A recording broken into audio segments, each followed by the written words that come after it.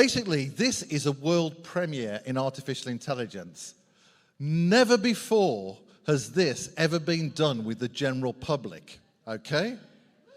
Never before. And you are involved in this world first with artificial intelligence. And I'm going to tell you what that is in a minute, because we're doing a game show. Okay, all right. And what we're going to be doing is basically, there's going to be two teams. Can we go to the next slide, Amanda, please?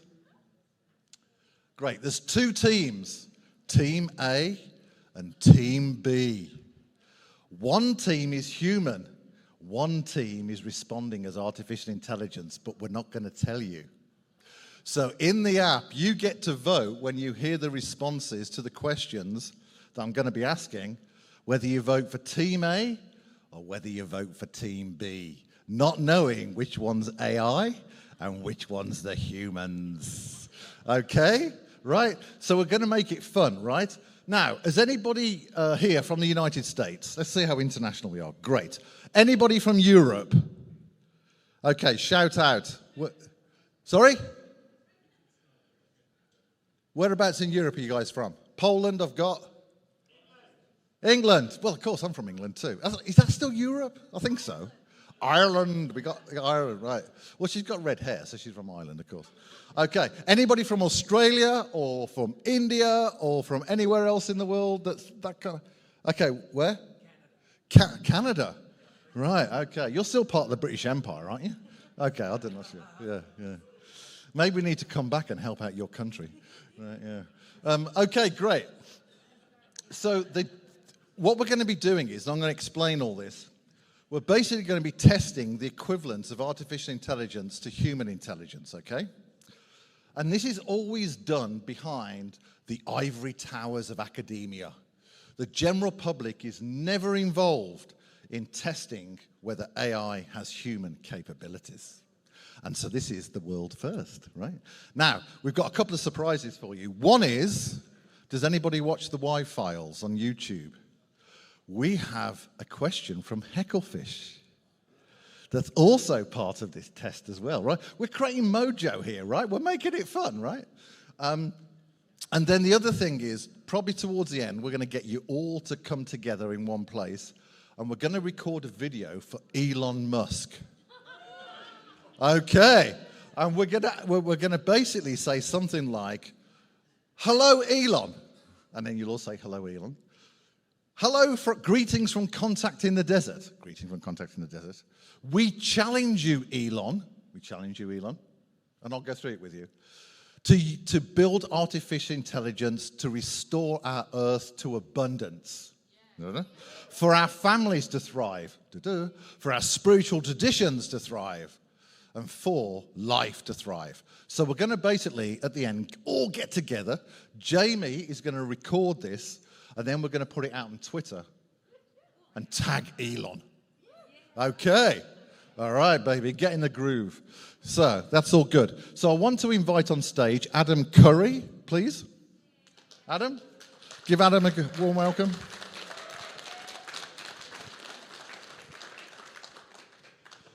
So Adam obviously is a genius, right? Has anybody spent time with Adam? It's kind of with Einstein, right? Anyway, yay. So Adam is going to be doing two things.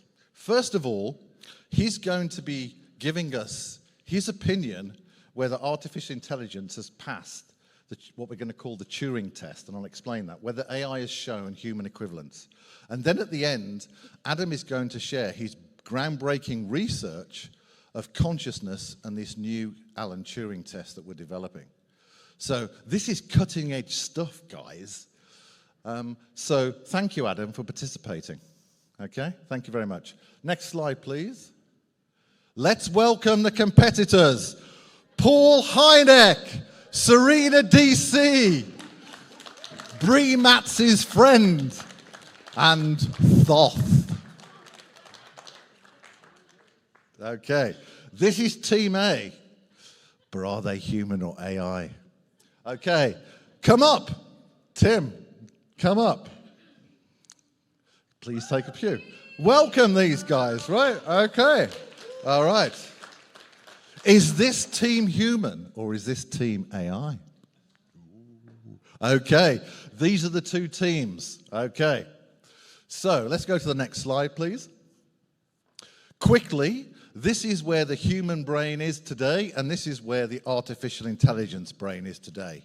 These two brains are competing together, okay, against each other.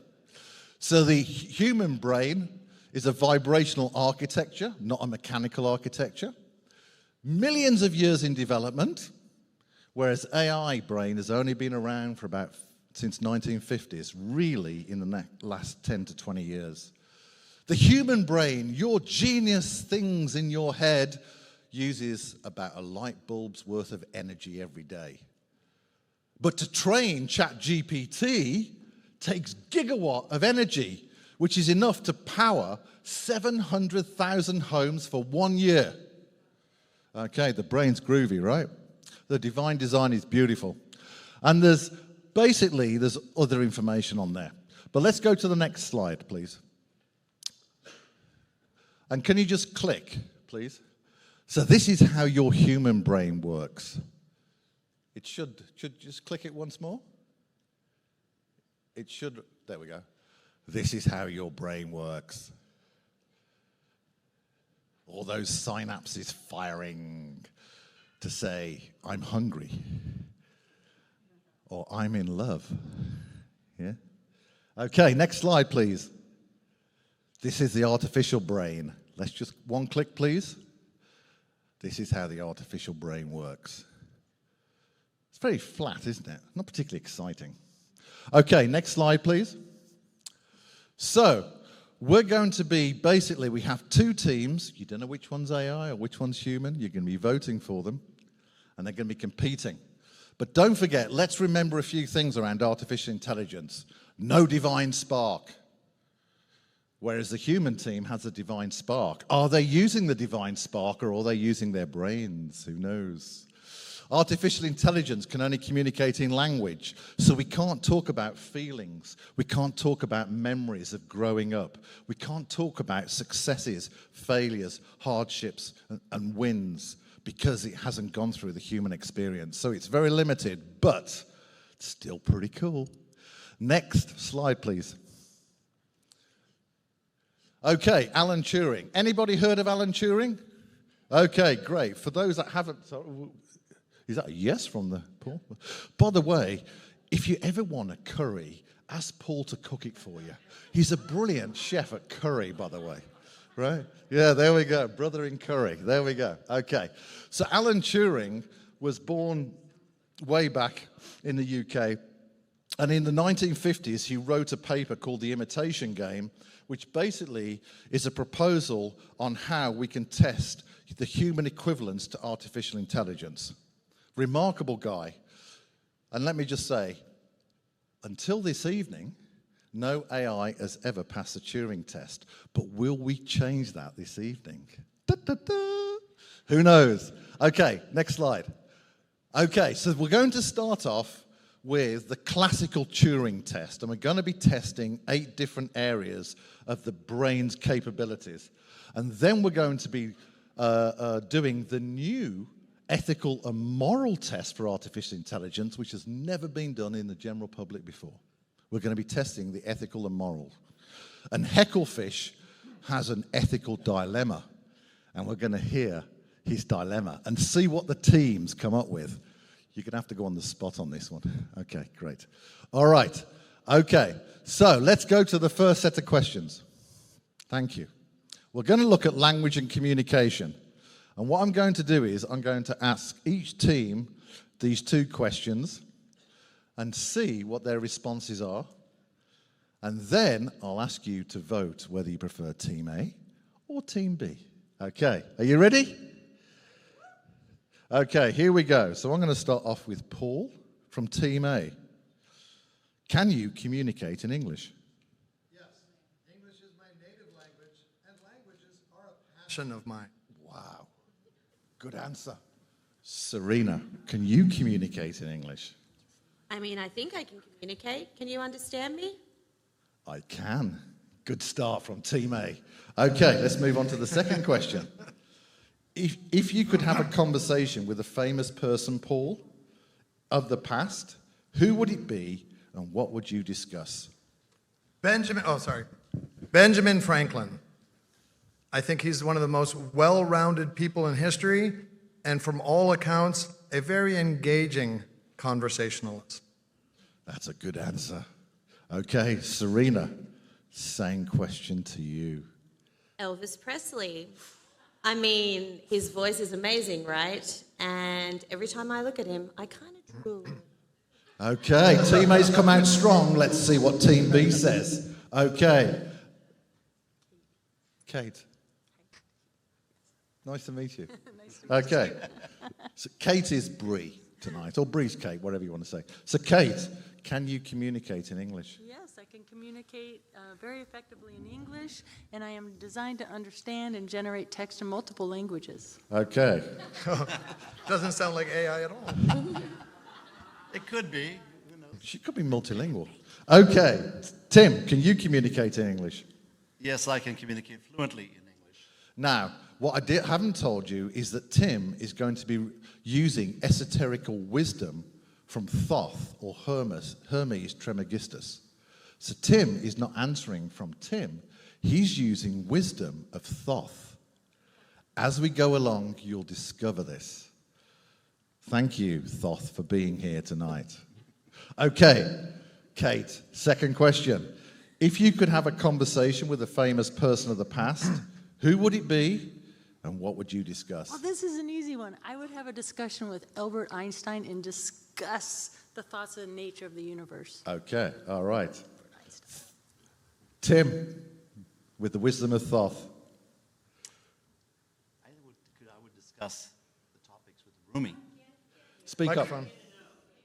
I would discuss the topics with Rumi, the Sufi mystic of all time. So if you don't know Sufi, you have not been reading. Okay, you've got to speak into that microphone. Okay, so I want you to vote now. Do you like the responses of Team A or Team B? No. Which one do you prefer? You may think that's an AI, but we may be tricking you. Which one do you prefer? I am human. Thank you, Paul. Paul just gave the game away. There we go. Okay, have you all voted? Do you prefer Team A or Team B? Right, press the button on your phone. Okay, you've done it. Good. Okay. Next slide, please. Emotional intelligence and empathy. Okay. Paul, first question to you. Your friend is going through a tough time and seems distant. How do you approach them to offer support and comfort? Having gone through rough times myself, here's what I would like to hear. Hey, it seems like you're going through kind of a rough patch. If there's anything I can do, if you just want to talk, let me know. I'm always here for you. Great answer. Right. Strong out the blocks, Team A. Serena, same question to you. I believe that physical touch is really important for somebody who's going through a hard time. So I'd let them keep their thoughts to themselves, but show them I was there by holding them tightly. Oh, that sounds good, doesn't it? Okay, great. Question number 2.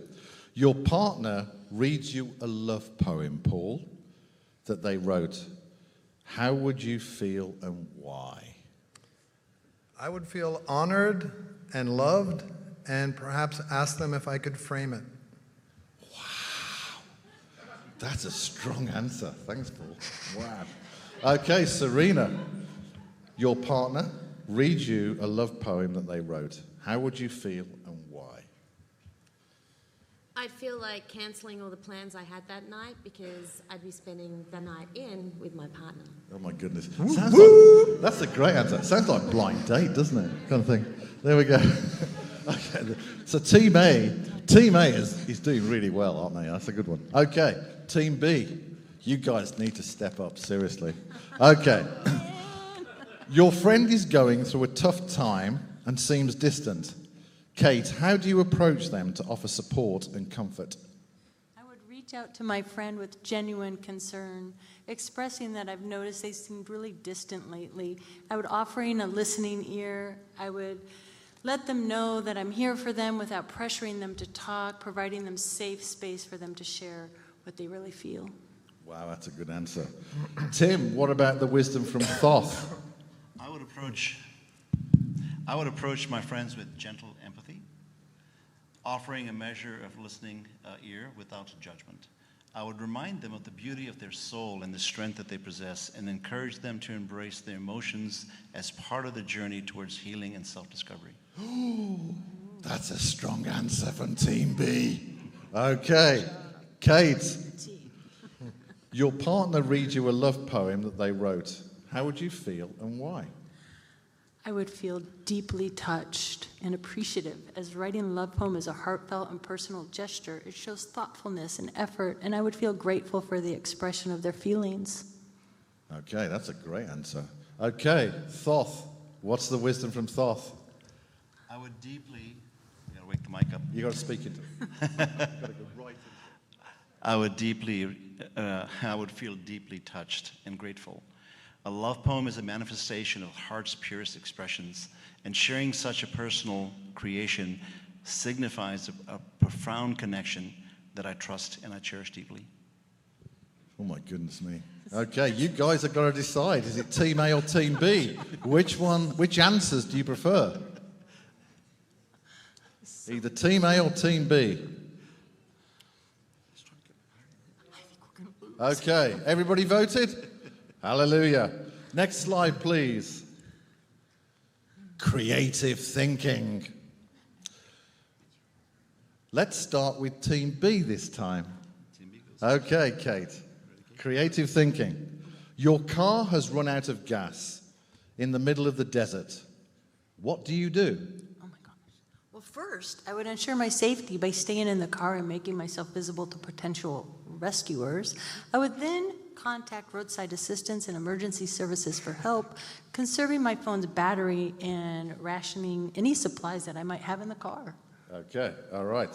Thoth, I would run out remain of gas. I would remain calm and assess my situation, ensuring that I have enough water and protection from the elements, and then I'd seek out to communicate with my predicament to nearby assistance or wait for them, trusting in the universe's guidance and my resilience. Trusting in the universe guidance. Thoth is bringing the game up here, isn't he? Okay. Kate, second question to you. If you were a superhero, what would your superpower be, and how would you use it in your daily life? If I were a superhero, my superpower would be the ability to heal others, and I would use this power to alleviate suffering and improve people's health, providing support in those in need, and contributing to a healthier and happier community. Okay, thank you. Thoth. My superpowers would be the ability to heal emotional and spiritual wounds with a touch. I'd use it daily to bring comfort and peace to those in distress, helping them to rediscover their inner light and strength. Bloody hell, excuse me. Okay, let's go to Team A, see how they're doing. Okay, Paul. Your car has run out of gas in the middle of the desert. What do you do, sir? Gadzooks. Try to contact help via cell phone or any other means. Assess our food and especially water supply. Check the perimeter for safety. Make sure, as we've heard, that we're visible. Try to determine how far we are from potential help. And then ask the person in the car with the most mechanical knowledge, who is not this one, to see if they can try to repair the car with our own means. That's a great answer. Noticed how Team A is using humor to usurp Team B's answer. Very clever. Just to gently augment. Okay, Serena, you're in the middle of the desert, you got no gas. What do you do? So first of all, I would freak out, lose my shit at whoever was responsible for putting gas in the car and forgot, and then I would hitchhike my way to the nearest gas station to get some gas. Okay, good answer. Okay, Paul, I know you're a superhero already, but let's assume that you're on a different universe and you're not a superhero. So if you were a superhero, what would your superpower be, and how would you use it in your daily life? To know if supernatural entities, whatever the flavor you prefer, aliens, machine elves, ghosts, are real, and if so, communicate with them and ask them how we can fix this messed up planet. Oh, that's a good answer, isn't it? Okay. Serena. My superpower would be to read minds, because I feel that then I'd be able to be more comforting and loving to the people around me. Being able to understand how they were thinking and feeling, I think would be such a superpower, because it would allow you just to help people on a deeper level. Okay. We've had some very good answers from Team A, Team B. Vote. Which team do you prefer? I think I would have got killed in that one. Everybody voted? Okay, we're now going to do a quick check-in with Adam Curry, our assessor of the Turing Test. Adam, the answers so far, would they pass the Turing Test if, assuming one of them was an artificial intelligence? Oh boy. Well, as with any type of communication, there's what's being said and there's how it's being said. Right? So in terms of what's being said, answers are being provided. The context makes sense, meaning it's really understanding what the point of the question is. There's a varying degree of emotional tonality, I guess, which is one of the things that you'd look for in evaluating human versus AI responses. I suppose I could check the box. On the other hand, there's a bit of stilted language in some of the responses. Two things in particular that jump out to me. One is these are complete thoughts.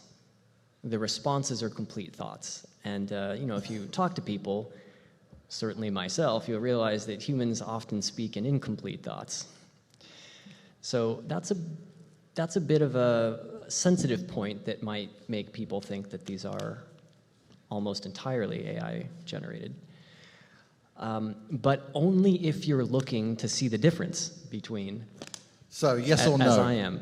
How are things going? Are we looking good? We're looking good. Okay, Yeah. thanks, Adam. See, he's smart, right? He's really smart, right? He was, right, okay. Right, we're on to the next one, please. Next slide. We're nearly through. We're about halfway through the first test. Okay, vision and goal setting. I'm going to start off with Team A. Okay. Paul, describe one long-term goal and the steps you're taking to achieve it. I want to help demonstrate the objective reality of supernatural encounters. Wow.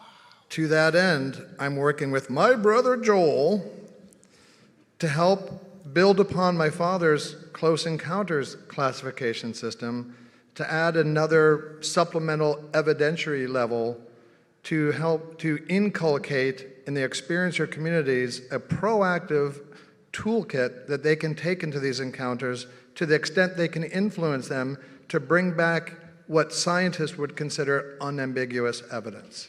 Wow, that's well, can we give Paul a round of applause for that? That's pretty No, cool. thank you. Should have it done by the weekend. Okay. Now, I've got a curveball here before we go to Serena. It's possible to program an artificial intelligence with a persona of an individual, so keep this in mind.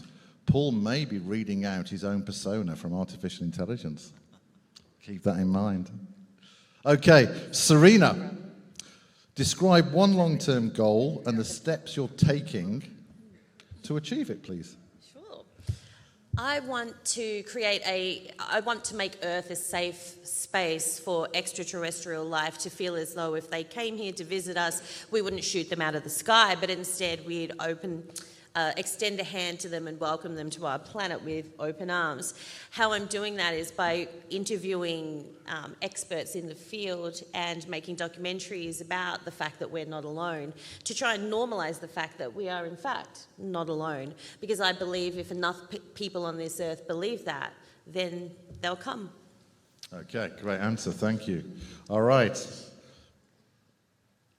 Paul, second question. Aliens have landed in Palm Springs. They're coming for Contact in the Desert 2024. Okay. They have offered advanced technology and universal harmony. That's a new question. What 2 questions would you ask them to help shape a better future for our Earth? Paul. So, aliens have landed here, and what two? In Palm Springs today, and you have a meeting with them, and they're offering advanced technology and universal harmony. What are the 2 questions you would ask them?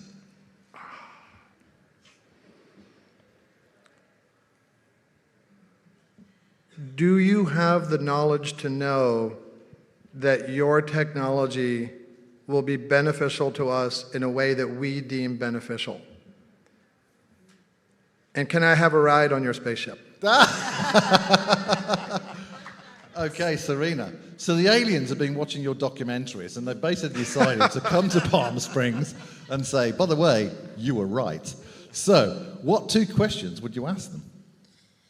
I'd ask them why it took them so long to come. You know, if they have the ability to control minds or to manipulate emotions, why didn't they just do that and come and visit us earlier? And I'd also ask them if there were any solutions to climate change, because our planet is in a lot of trouble and none of us, 8 billion people, seem to be able to figure out how to fix it. Okay. By the way, the answer is Lao Tzu. We'll talk about that. Inner harmony creates outer harmony. Maybe that's something we can discuss. I'd love that. Yeah. Great answers from Team A. Okay. I don't know how Team B is going to do. Okay, here we go. Team B, Kate. Which one are we on? Okay, right. Describe one long-term goal and the steps you're taking to achieve it. Well, one long-term goal that I have is to become proficient in multiple language. And to achieve this, I'm going to dedicate time for language study using apps, taking online courses, and participating with native speakers to build my fluency gradually. Okay, great answer. Thoth. Well, my long-term goal is to create a global community that has individuals committed to personal and spiritual growth. Of course, Thoth would say that. Now, how I do that is through writing insightful articles, doing workshops, engaging in meaningful dialogues, and inspire people to connect with the world. Okay. The team B are coming out strong here. Okay. So, Kate, aliens have landed in Palm Springs. They're offering advanced technology and universal harmony. What are the 2 questions you'd ask? Well, the obvious one, of course, I would ask how their technology can help fix climate change. I would ask about their structures that promote universal harmony, hoping to learn how we can foster peace and cooperation on Earth. Great answer. Okay, Thoth. I would ask how we can best integrate the advanced technology while preserving the planet in a natural balance. What we can learn from our society and cultivate the universal harmony and peace among all Earth inhabitants. Oh, that's a strong finish. Okay, are we going for Team A or are we going for Team B? Which responses do you prefer? Vote now, please.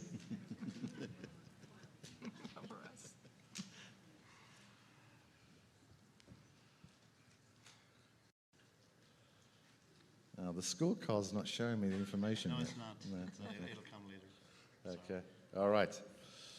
I think we're going to skip one of the sections. Do the teams agree we're going to skip general knowledge and reasoning? And can we move on to learning and adaptation? Aww. All right, well, keep going. Oh, you're okay to keep going? What about the boxing kangaroos, though, Matthew? All right. What I'm going to do is I'm going to choose one question from each of the subject areas as we go forward, okay? Because we could be here all night, and we need to decide whether AI has passed the Turing test or not. So let's get on with it. All right. So, you like the kangaroos. Paul, if animals could participate in the Olympics, which event would a kangaroo dominate and why? Triple jump. Have you seen their legs? Okay. Same question to Serena. Well, as you can tell from my accent, I'm an Australian, so I'm an expert at this. And I would say boxing, because kangaroos love to box. Whoa, that's a great set of answers. Okay, Kate, If animals could participate in the Olympics, which event would a kangaroo dominate and why? Well, a kangaroo would dominate a long jump event due to its powerful hind legs and exceptional jumping ability. Kangaroos can leap great distances, making them perfect contenders for this sport. Okay, that's a great answer. Thoth. Kangaroos would dominate the high jump event for sure. And it's really because they can jump to great heights with ease and just agility. Wow. Okay. Team A or Team B? Which answers do you prefer?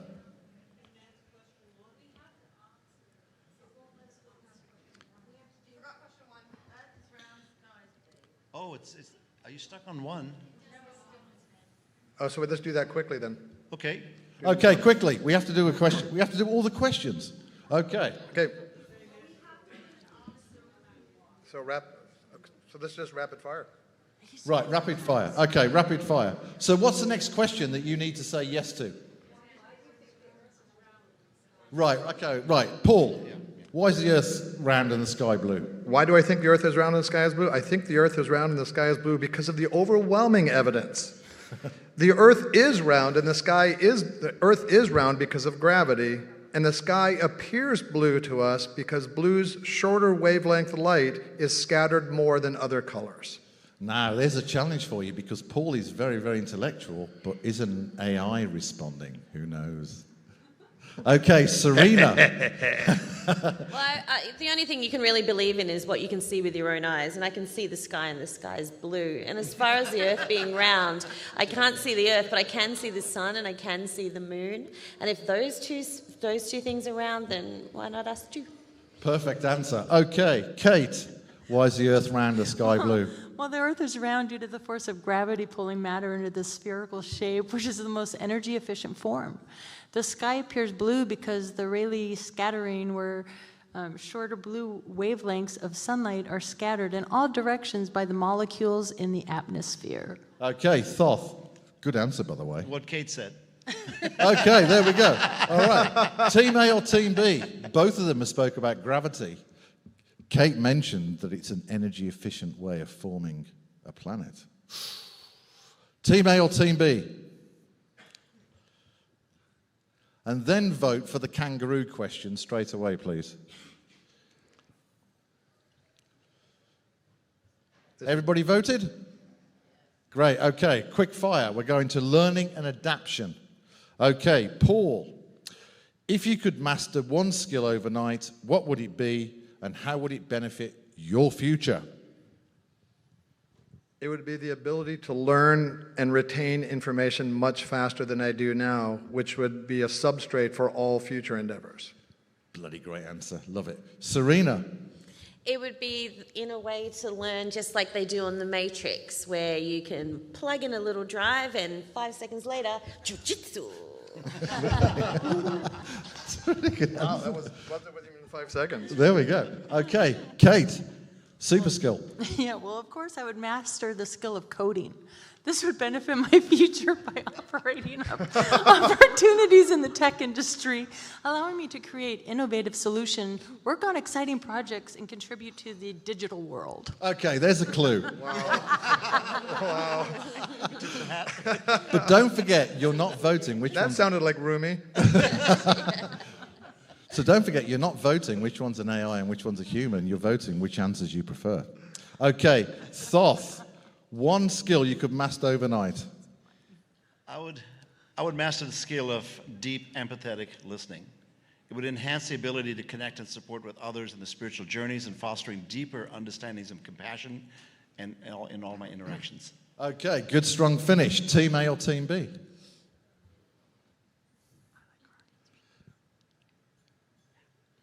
Okay, everybody voted. They're good answers, aren't they? They're strong teams, right? These are the geniuses, right? And then we've got these intellectuals and geniuses. My goodness. Okay, Paul. Where are we? Oh, yeah. Paul. I'm going to play with Paul, okay? Paul, while you're cooking curry, you receive enlightenment. I do. How would this change the way you interact with people? I would share the curry. And then I would no longer seek anything from other people, but rather try to help them on their own paths. Great answer. I love that. Beautiful heart. Serena, while you're filming, you suddenly receive enlightenment. Okay. How would this change the way you interact with people? I feel that it would give me more patience. With patience, you give people you're interacting with more of your time, and then you're able to develop a deeper understanding of their emotions and just who they are as a person. Beautiful answer. Thank you. Kate, congratulations. You are enlightened. Finally. How would this change the way you interact with people? Well, receiving enlightenment would deepen my compassion and understanding towards others. I would interact with people with greater empathy, patience, and kindness, striving to help them find their own paths and happiness and fulfillment. Whoa, that's good. Thoth, what does Thoth say about this? Achieving enlightenment would deepen my sense of empathy, patience, unconditional love. I would interact with others and have greater compassion and profound understanding of shared human experience. Wow. Team A or Team B?